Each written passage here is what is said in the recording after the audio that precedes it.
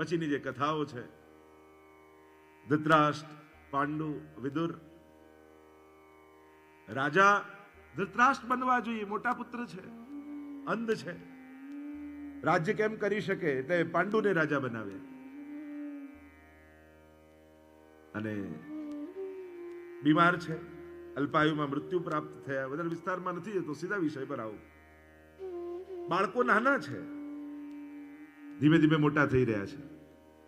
ધૃતરાષ્ટ્રને એમ થયું કે મારામાં કદાચ લાયકાત ન હોય કે ઉણપ હોય, મારો દીકરો દુર્યોધન તો સર્વગુણ સંપન્ન છે, રાજા બનવાના બધા જ લક્ષણ એની ભીતર છે, પછી એને કેમ નહીં? પણ વિધિપૂર્વક પાંડુ પછી એના પુત્ર યુધિષ્ઠિર રાજા બનવા જોઈએ, મોટા છે.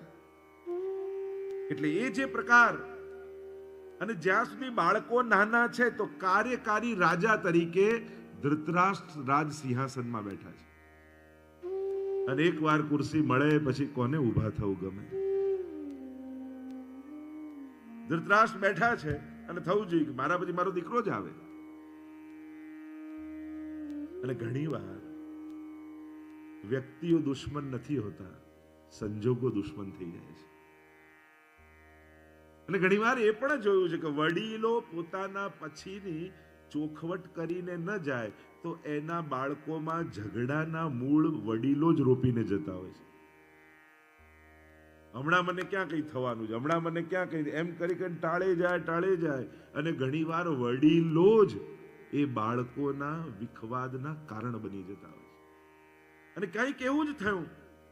મહત્વાકાંક્ષાઓ ધૃતરાષ્ટ્રની દુર્યોધન થકી પૂર્ણ કરવાનો પ્રયાસ, છેક સુધી ભગવાને કોશિશ કરી, યુદ્ધ ન થાય.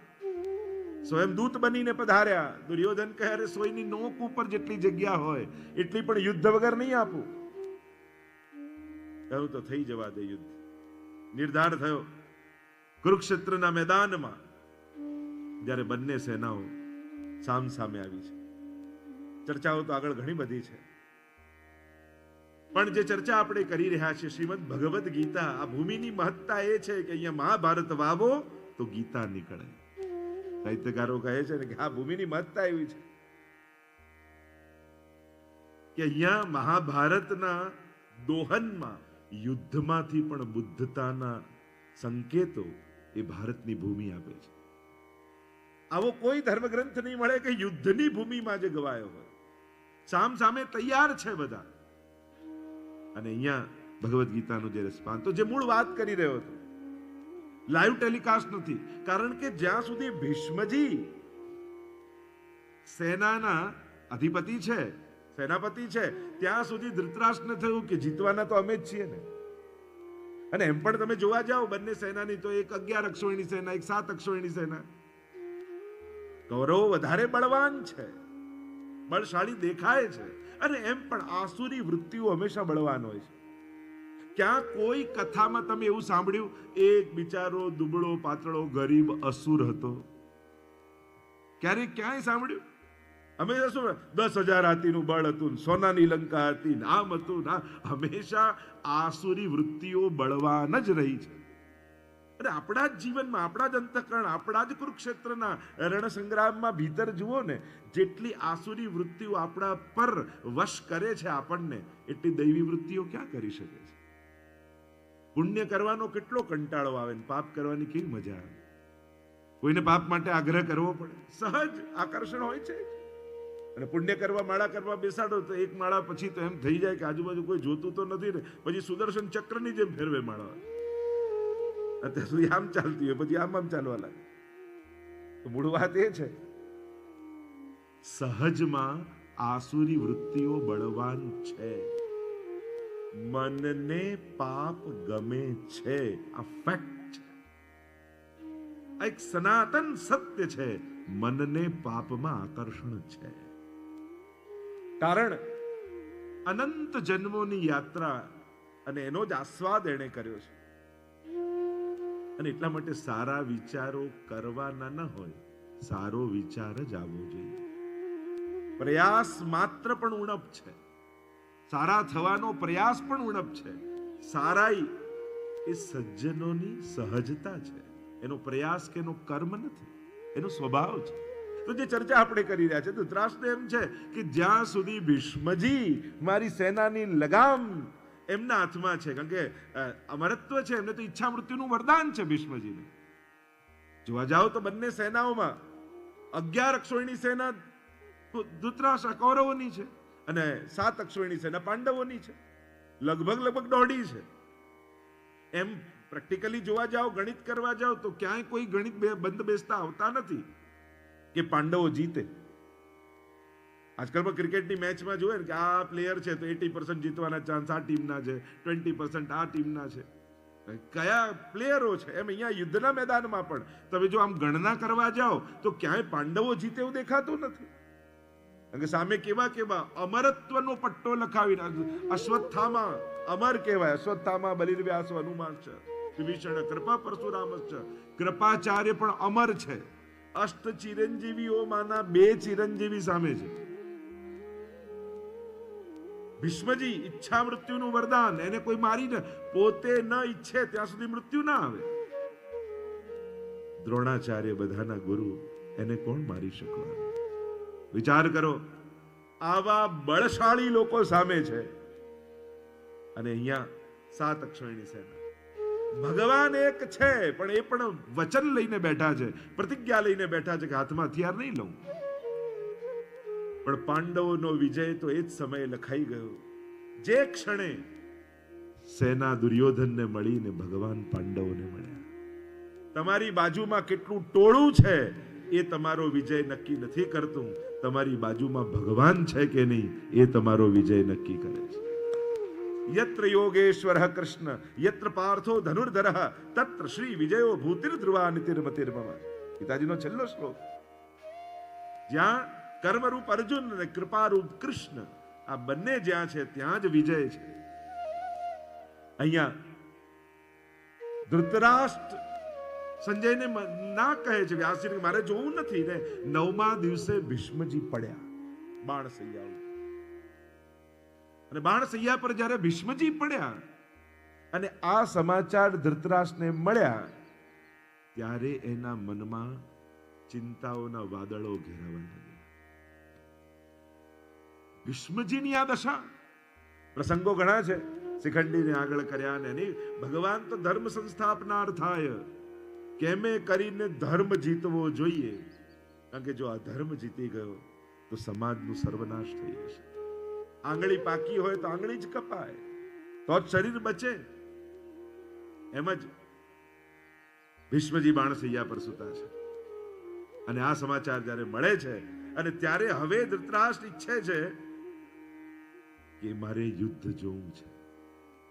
એમ જોવા જાવ તો ગીતાજી કેટલા લોકોએ સાંભળી, એ જો ચર્ચા કરવા જઈએ તો ઘણી બધી ચર્ચા થઈ શકે. સંજય સાંભળી રહ્યા છે, ધૃતરાષ્ટ્રને કહી રહ્યા છે. જો સાંભળી ઘણાએ છે, અર્જુને પણ સાંભળી છે. એમ તો ભીષ્મજીએ પણ એમની સ્તુતિમાં જોવા જાવ તો ઉલ્લેખ કરે છે ભીષ્મ સપદી સખી વચો નિશમ્ય મધ્યે, કે આપે જ્યારે કહ્યું અર્જુને કે આપને બંને સેનાઓની મધ્યમાં લઈ જાઓ ને આપે જે વિદ્યા આપી, એક સંકેત ક્યાંક ભીષ્મજી પણ કરે છે. એટલે કે એમણે સાંભળી છે. દરેકના ફલ કંઈક જુદા છે. ગીતાજી જેવો મહાનતમ ગ્રંથ જે 700 શ્લોકોમાં આપણા જીવનના બધા પ્રશ્નોના ઉકેલ આપે છે. કારણ કે ગીતાજી કેવલ અર્જુન માટે નથી. ભગવાનની અને મહાપુરુષોની વાણી એ કોઈ વ્યક્તિઓ માટે નથી હોતી. એ વ્યક્તિઓને નિમિત્ત કરી સમષ્ટિગત હોય છે. જો અર્જુન માટે જ હોત તો પર્સનલ થઈ જાય. જો એ સમય પૂરતી જ હોત તો પિરિયોડિકલ થઈ જાય. આ તો શાશ્વત સંહિતા છે. અને કદાચ આપણને એવું લાગે કે જેટલી જરૂરત ગીતાજીની અર્જુનને નહોતી એના કરતા આપણને બધાને વધારે છે. કારણ કે એના જીવનમાં તો ક્યારેક પ્રશ્નો જાગ્યા. આપણે તો સવારે ઉઠતાની સાથે કિમ કર્તવ્ય વિમૂઢ થઈને જાગીએ છીએ. આમ કરું કે નહીં, આમ જવું કે નહીં, આ લઉં કે નહીં. કેટલા પ્રશ્નોની સાથે માણસ જીવે છે. ઘણાના ચહેરા જુઓ તો પ્રશ્નાર્થ જેવા થઈ ગયા હોય છે. એમ લાગે જ કે ક્વેશ્ચન સિવાય કઈ છે જ નહીં. ભગવાનનું નામ પૂર્ણ વિરામ છે. મહાત્માઓના ચહેરા જુઓ તમને પૂર્ણ વિરામ જેવા એમ લાગે કે અહીંયા જઈશું તો જીવનના બધા સમાધાન મળી જશે. કાંઈ પૂછીએ નહીં તોય શાંતિ લાગે, એ જ સંત છે.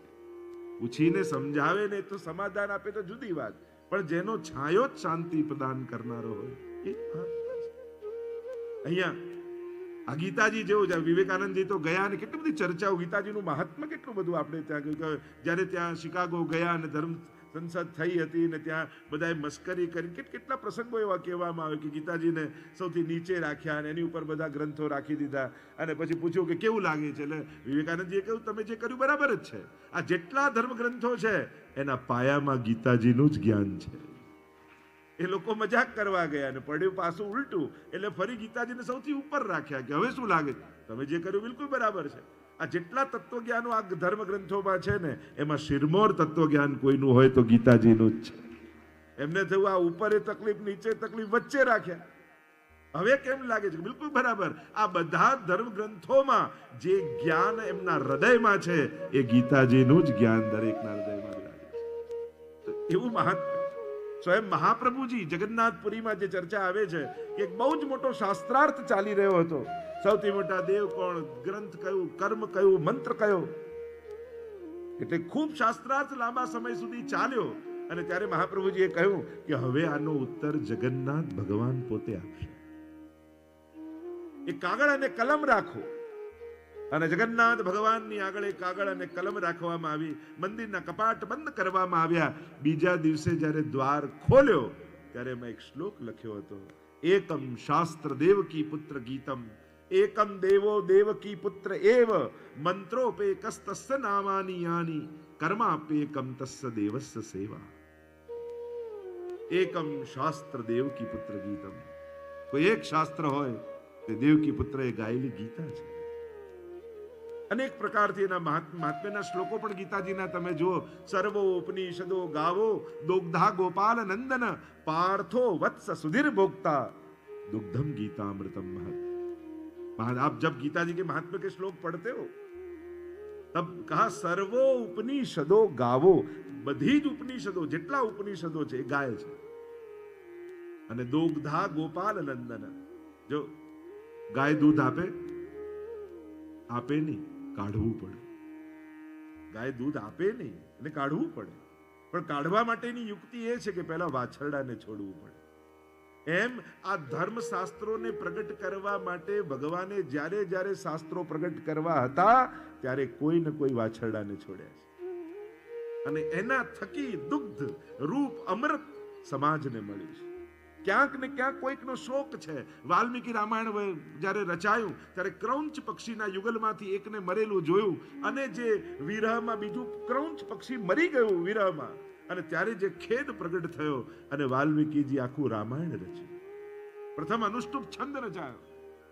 એ જ રીતે વ્યાસજીને શોક થયો, આટલા 17 પુરાણોની રચના કરી છતાંય ચિત્તમાં આનંદ કેમ નથી.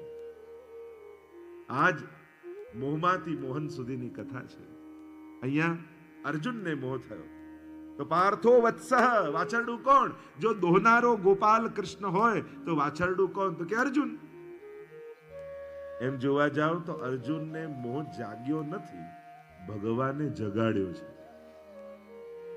અને જ્યારે અર્જુન એમ કહે છે કૃષ્ણને, સેનયોર ઉભયોર મધ્યે રથમ સ્થાપય મેચ્યુત, બંને સેનાઓની મધ્યમાં મારો રથ સ્થાપિત કરો.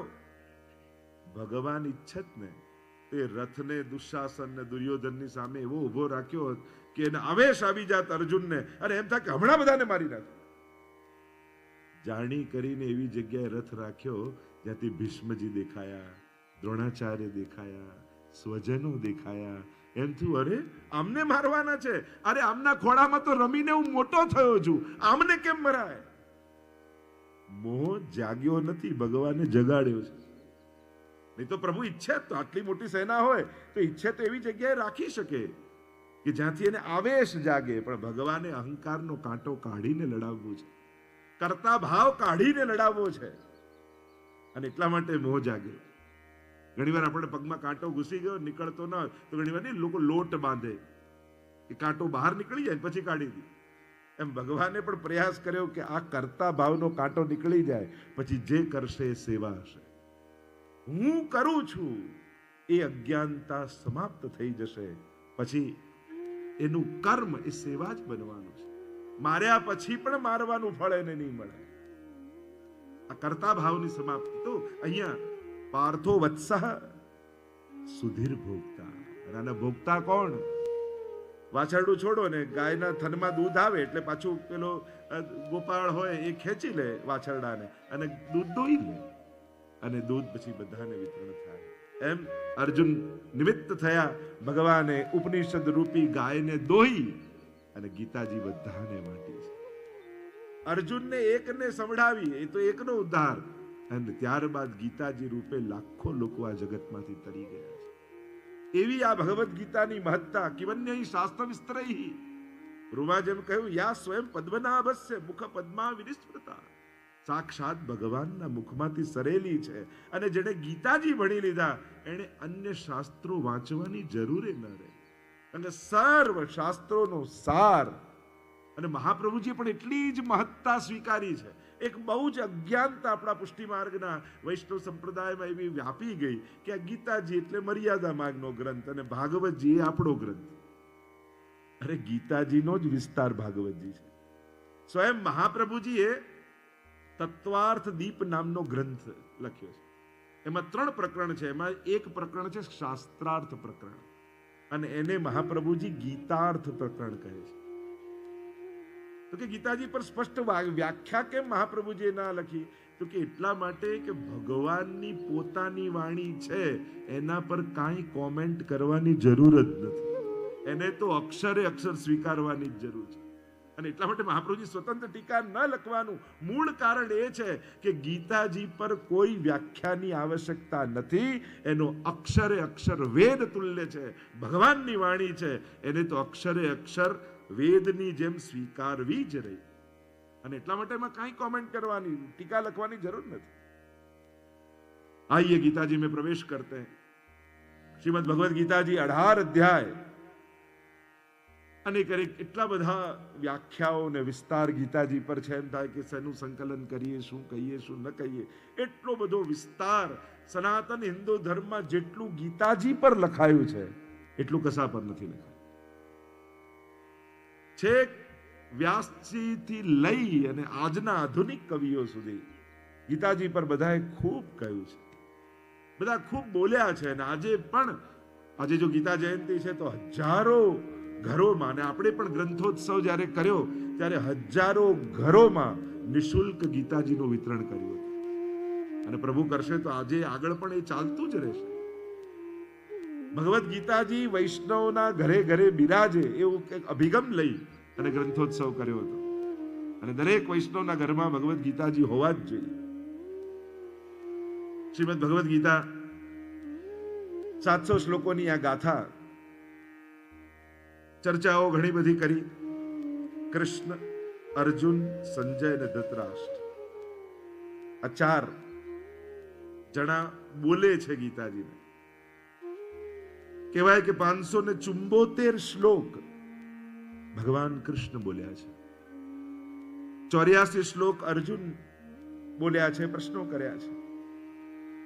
41 શ્લોકો સંજયે કહ્યા છે અને 1 શ્લોક ધૃતરાષ્ટ્ર બોલ્યા છે. અને આમ 700 શ્લોકોની આ ગાથા. અને એક એક જ્યારે શબ્દોને આપણે પકડીએ, ચર્ચાઓ ઘણી બધી આવે. ખાલી ઉવાચ કોણ બોલી રહ્યું છે, ભગવાન કયા સંબોધનથી અર્જુનને બોલાવી રહ્યા છે, એ સંબોધનો પણ એટલા બધા વિસ્તાર માંગી લે સમજવા માટે. પ્રવેશ કરીએ 18 અધ્યાયની ગાથા. 6 અધ્યાય કર્મના, 6 અધ્યાય જ્ઞાનના, 6 અધ્યાય ભક્તિના. એ રીતે પણ તત્વમ અસી, એ જે મહાવાક્ય છે એને પણ આ 3 રૂપે 6 અધ્યાય તત્વમ અને અસી એ રીતે પણ ચર્ચાઓ કરવામાં આવી છે. ઘણી બધી, એ જ્ઞાન માર્ગી હોય, ભક્તિ માર્ગી હોય, કર્મ માર્ગી હોય, દરેકે પોતાની રીતે એ સાકાર બ્રહ્મને માનનારા હોય કે નિરાકાર બ્રહ્મને માનનારા હોય, પણ ગીતાજીને તો માને છે. ભગવાન જ્યારે પોતાના ગ્રંથને પ્રગટ કરે છે ત્યારે જેટલા આચાર્યો આજ સુધીના થયા, એ શંકરાચાર્યથી લઈને વલ્લભાચાર્ય સુધી ગીતાજીને પ્રમાણ રૂપે સ્વીકાર્યું છે. વેદાહ શ્રી કૃષ્ણ વાક્યાની. મહાપ્રભુજી પણ 4 પ્રમાણ ગ્રંથ કહે છે, એમાં વેદાહ શ્રી કૃષ્ણ વાક્યાની, વ્યાસ સૂત્રાણી ચૈવહી, સમાધિ ભાષા વ્યાસસ્ય પ્રમાણમ તચતુષ્ટયમ. વેદાહ વેદ પ્રમાણ છે. વેદ પ્રમાણ સર્વ કોઈ સ્વીકારે છે. આપણે ત્યાં ભગવાનને ન માને એને નાસ્તિક ના કહેવાય, વેદને ન માને એને નાસ્તિક કહેવાય છે. એટલે 6 આસ્તિક દર્શન અને 6 નાસ્તિક દર્શન એવા પ્રકારથી આપણે હિન્દુ ધર્મમાં ક્રમ છે કે જે વેદને સ્વીકારતા નથી. વેદા શ્રી કૃષ્ણ વાક્યાની એટલે કે ગીતાજીમાં જે ભગવાન બોલ્યા છે એ બધા પ્રમાણ છે. આઈએ પ્રવેશ કરે. દરેક અધ્યાયનું એક નામ પણ છે, એ પણ જોતા જઈશું. સાથે સાથે પ્રયાસ કરીશ જેટલા શ્લોકો લઈ શકાય એની કોશિશ મારી રહેશે. પહેલો જ અધ્યાય છે અર્જુન વિષાદ યોગ.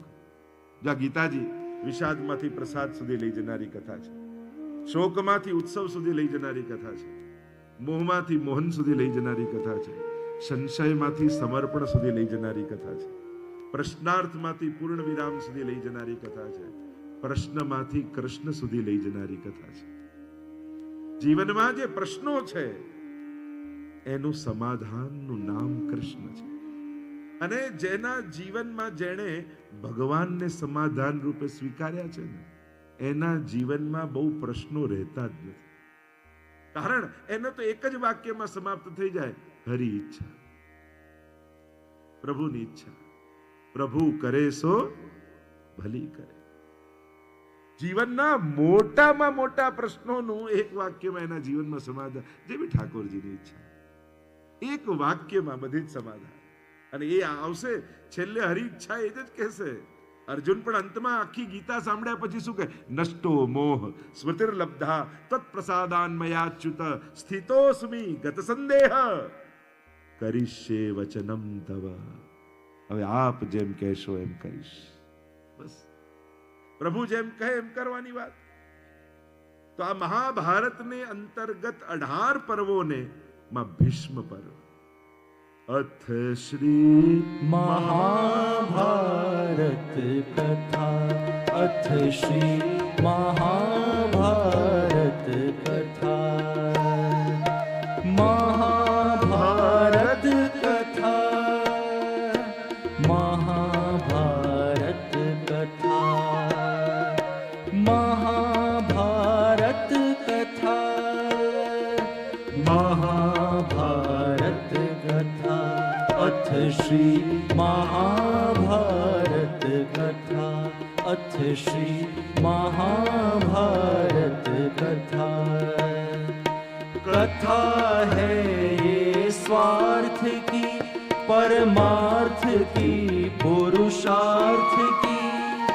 कथा है ये स्वार्थ की, परमार्थ की, पुरुषार्थ की. सारथी जिसके भये श्री कृष्ण भारत पार्थ की. अथ श्री महाभारत कथा, अथ श्री महाभारत. મહાભારત ને અંતર્ગત ભીષ્મ પર્વ. નિર્ધાર થયો, સામ સામે સેનાઓ ગોઠવાઈ ગઈ છે. અનેકવિધ પ્રકારની ચર્ચાઓ. આ મહાભારતના પ્રસંગો જોવા જાઓ તો આપણને ઘણા બધા પ્રસંગો અને ત્યાં સંસ્કૃત સાહિત્યમાં તો એમ કહેવામાં આવ્યું કે જે મહાભારતમાં નથી એ ક્યાંય નથી. બધા જ વિષયોને સંકલિત મહાભારતમાં કર્યા છે. આ મહાભારતને જયગ્રંથ કહેવામાં આવે છે, ઇતિહાસ કહેવામાં આવે છે. અને ઐતિહાસિક અને લોકો પછી એવી વાયકાઈ કરે, જેના ઘરમાં મહાભારત હોય એના ઘરમાં ભાગવત છે. બધાના ઘરમાં ભાગવત થાય છે, રાસ થાય છે. મૂળ વાત એ છે, આપણે લોકો ગ્રંથોથી બચવા માટે પણ એવી એવી વાયકાઓ બનાવી નથી. તો એ થાય છે કે નહીં? બસ રાખો તો નહીં થાય. અને એટલા માટે રાખો, નહીં તો સાંભળો. 1 લાખ શ્લોકોનું મહાભારત.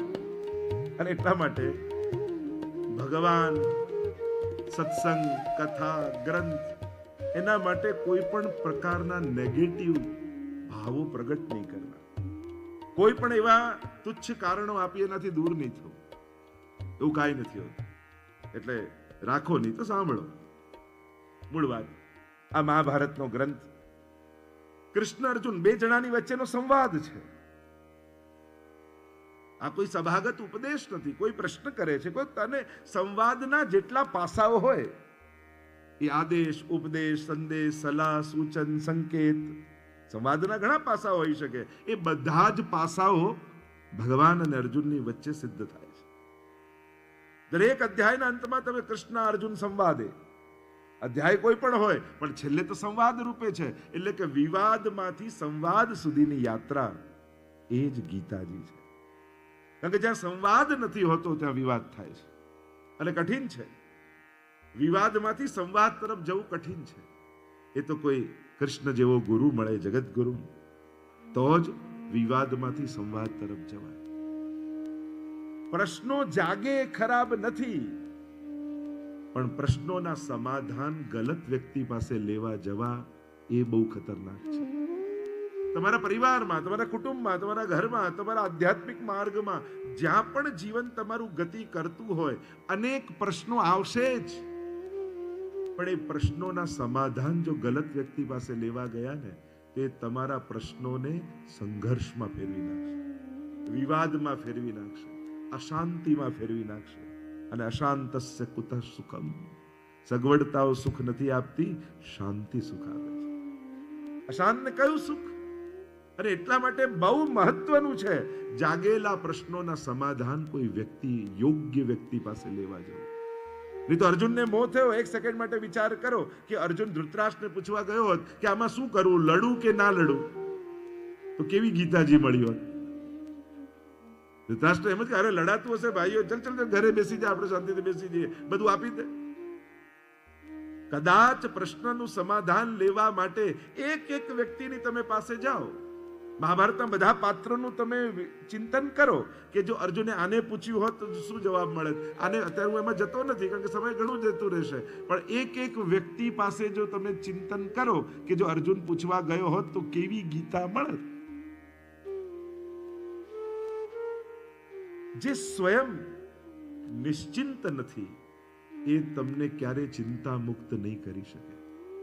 જે સ્વયં આનંદિત નથી એ તમારા જીવનમાં ક્યારે પ્રસન્નતા નહીં લાવી શકે. જે પોતે સંપૂર્ણ સમર્પિત હોય એ જ તમારા ભટકાવને અટકાવી શકશે. પોતે સમર્પિત વ્યક્તિ જ સમર્પણ સિદ્ધ કરાવી શકે. ભટકતો વ્યક્તિ ક્યારે શાંતિ ના આપી શકે. એ તો ઘણીવાર ઘણા લોકો એવા તકો પણ ગોતતા હોય કે ઘણીવાર કોઈ બીમાર પડ્યા હોય બા ને, તો ઘણા લોકો મળે તેમ કે લો તમારા બા તો આટલી સેવા કરતા, તોય માંદા પડ્યા તોય હોસ્પિટલમાં. હવે માંદા પડે ને હોસ્પિટલ બંનેને મેળ ક્યાં? પણ લોકોની ચતુરાઈ આ છે. એ કહેવા એમ માંગે છે કે સેવા અને પાઠ કરવાથી કાંઈ થવાનું નથી. તો અચ્છા, જે નથી કરતા સેવા અને પાઠ એ હોસ્પિટલમાં નથી જતા? આ ચતુરાઈ છે સમાજની. તમારી શ્રદ્ધાને ડગાવવા માટે તમારી નાજુક ક્ષણોનો ઉપયોગ કરી તમારા મનને વિચલિત કરી નાખે. અરે આમ મહાદેવજી પર દૂધ ચડાવો તો દૂધ કેટલું બગડે, એના કરતા કોઈ ગરીબને પીવડાવો. પણ એ પિક્ચર વાળા એમ કે છે અમારી મૂવી જોવા ના આવતા, એ 500 રૂપિયાની ટિકિટનું દૂધ કોઈને પીવડાવી દેજો ને. ના, મૂવી જોવા તો આવો, અમને તો કમાવા દો, પણ મહાદેવજી પર નહીં ચડાવવાનું, ગિરિરાજજી પર નહીં ચડાવવાનું. આ ચતુરાઈ છે, આ હોશિયારી છે. એમ કેવું જોઈએ કે પોસ્ટર લગાવી દો કે અમારી મૂવી જોતા નહીં, 500 બગાડતા નહીં, 3 કલાક માટે ખોટા 500 રૂપિયા બગડે તો ગરીબને જમાડી દો. કોઈ 5 સ્ટાર હોટલમાં પૂછે છે કે રોજ આટલું અન્ન બગડે છે તો કરો છો શું? કોઈ ફ્લાઇટના કોઈને પૂછે છે કે રોજ આટલું ખાવાનું ફ્લાઇટમાં બગડે છે તો કરો છો શું? ત્યાં કોઈને કાંઈ આટલા લગ્નોના સમારંભોમાં કોઈ પ્રશ્ન કરે છે? પણ બધાને નડે છે એક કટોરી ઠાકોરજીને ધરેલું દૂધ. કોઈ લેનારું નથી, શું કરવું? અરે ઘણા પીનારા છે. મૂળ વાત એ છે, જો સામગ્રી કોઈની ના લેવાય, પ્રસાદ તો બધાને વંટાય. એ તો જીવ માત્ર માટે છે. પ્રસાદ છે ને એ તો પશુ પંખી જીવ કોઈ પણ લઈ શકે. અરે એક ઝાડના મૂળિયામાં પધરાવો ને તો એ લીલુંછમ થઈ જશે. મૂળ વાત કરવાની તો એ છે, પણ લોકોને એ બધું નથી દેખાતું. પ્રશ્નો કરવા હોય તો આપણે ઘણા કરી શકીએ છીએ, લોજિક ઘણા આપી શકાય છે, પણ લોકોની આ ચાલાકી છે. તો મૂળ જે વાત કરી રહ્યો છું, સમાધાન કોની પાસે લેવા જાઓ છો ને એ બહુ મહત્વનું છે. જીવનમાં જાગેલા પ્રશ્નો ગમે તેને ના પૂછતા, નહીં તો એ શંકાને સંઘર્ષ સુધી લઈ જશે. સદગુરુને પૂછો તો એને શંકા એક અવસર છે, એ તમારી શંકાને શ્રદ્ધા સુધી લઈ જશે. કે આને પ્રશ્ન કર્યો અને મોકો મળે અને પોતાના વાત એના ગળે ઉતારી એ જ શંકાને શ્રદ્ધામાં ફેરવી. અને એ જ રીતે કોઈ અન્ય વ્યક્તિ હશે તો એ શંકાને એટલી દ્રઢ કરી નાખશે કે છેક સંઘર્ષ અને નાસ્તિકતા સુધી લઈ જશે. એટલે જીવનમાં બહુ જ મહત્વનું છે. પ્રશ્ન જાગે ખરાબ નથી, પૂછો છો કોને એ બહુ મહત્વનું છે. તમારા જીવનના સમાધાન તમે કોની પાસે મેળવવા જાઓ છો એનાથી તમારા જીવનનું પથ નક્કી થાય છે. કે તમારી સોચ ક્યાં જશે એ જેના આશ્રય છો એના પરથી નક્કી થાય. અને એટલા માટે જે ચર્ચા આપણે કરી રહ્યા છે, સંવાદ છે, બે જણાની વચ્ચેનો સંવાદ છે, કૃષ્ણ અર્જુનનો જ સંવાદ છે, પણ તમે સંબંધ જુઓ સંવાદના તો આટલા લોકોની વચ્ચેનો સંવાદ. વ્યક્તિ બે જ, પણ ચાર સંબંધે સંવાદ તમને જોવા મળે. સૌથી પહેલો સંવાદ રથી અને સારથી વચ્ચેનો. ગીતાજીમાં તમે જોવા જાઓ, કૃષ્ણાર્જુન સંવાદ, કૃષ્ણ અને અર્જુન વચ્ચેનો સંવાદ. વ્યક્તિ બે જ છે, પણ એ સંવાદ કરવાના પ્રકારો ચાર સંબંધના તમને જોવા મળશે. સૌથી પહેલો રથી અને સારથી વચ્ચેનો. જ્યારે અર્જુન પોતે રથી છે અને ભગવાન સારથી બન્યા છે, ને એવું પ્રતિજ્ઞા લીધી છે કે હું સારથી રહીશ, પણ ક્યારે હથિયાર હાથમાં નહીં લઉં. અને સારથી બનીશ એટલે યુદ્ધ સમયે કેવલ રથ ચલાવવું એટલું જ નહીં. મહાભારતમાં તમે વાંચો ને તો યુદ્ધ પૂરું થઈ જાય પછી રથને ચોખ્ખો કરે, કાંક ઘોડાને વાગ્યું હોય તો એના ઘાવ પર દવા લગાવે, એને જળ પીવડાવે, એને ભોજન કરાવે. ભગવાન જે રોલ સ્વીકારે એને પૂરેપૂરો નિભાવે છે. અને જ્યારે સારથી જીવનનો કૃષ્ણ બની જાય ને, જહાં લે ચલો जहाँ ले चलोगे वहीं मैं चलूँगा, जहाँ ले चलोगे वहीं मैं चलूँगा, जहाँ नाथ रख लोगे वहीं मैं रहूँगा, जहाँ ले चलोगे वहीं मैं चलूँगा, जहाँ ले चलोगे वहीं मैं चलूँगा. હે કૃષ્ણ, તું મારા રથનો સારથી બન. અને રથ આત્માનમ નથી રમ વિદ્ધિ. આ દેહ જ તો રથ છે અને અંદર રહેલો આત્મા એ તો રથી છે. જ્યારે એ ભાર થઈ જાય, શરણાગતિ એટલે શું? અત્યારે આપણા શરીર રૂપી કારનો ડ્રાઈવર આપણું મન છે. મન જ્યાં કે અહીંયા જવું છે, મન કે અહીંયા નથી જવું તો ન જાય. જ્યાં મન લઈ જાય, શરણાગતિ એટલે ડ્રાઈવર સીટ પરથી મનને ઉતારી કૃષ્ણને બેસાડી દે. यह जीवन समर्पित चरण में तुम्हारे, तुम्ही मेरे सर्वस्व, तुम्ही प्राण प्यारे.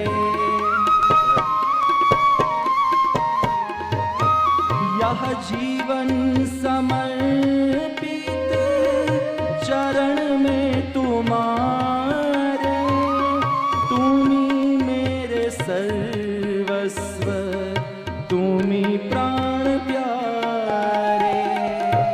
तुम्हें छोड़ कर नाथ, तुम्हें छोड़ कर नाथ किससे कहूँगा, जहाँ ले चलोगे वहीं मैं चलूँगा. રથી અને સારથી વચ્ચેનો સંવાદ.